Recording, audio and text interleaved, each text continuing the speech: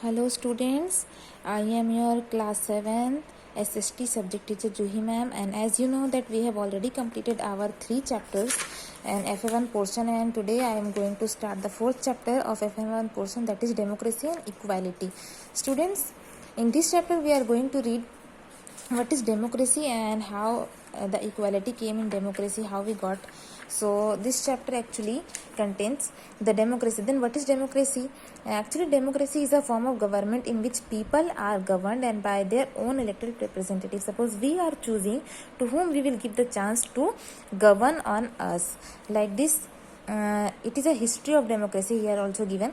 So the history of democracy is the history of empowering people by giving them a right in their political entities. Suppose, and it also started in 17th century and it is continuing to the present day.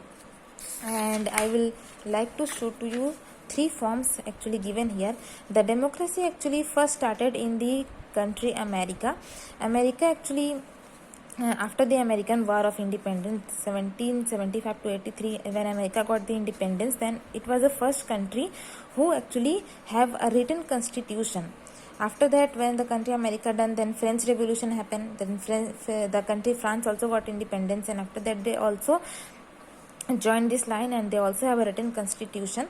Then in the other countries are also started. Then what are the main principles of democracy given here? That the main principle of democracy is to give power to the people, give them freedom and liberty, and furthermore the freedom of political expression, freedom of speech, freedom of press also given by the democracy, and the people, all people have the power to vote in their personal interest. They can choose their own government.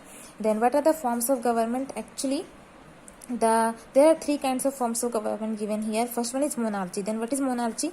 Monarchy means the rule by the king or a queen, which means the king or a queen can rule over us. Number 2 is a dictatorship government, which is actually dictatorship government is an unelected all powerful dictator, which means a dictator can rule upon us. And the third one will be democracy, and which means a government can be chosen by the people of the country. And our country India is actually democracy is following in our country India. So here 2 short question I have underlined. The first one is what is the largest democracy in the world? Then the answer will be India is the largest democracy in the world. And the next one, in which year our constitution came in enforced?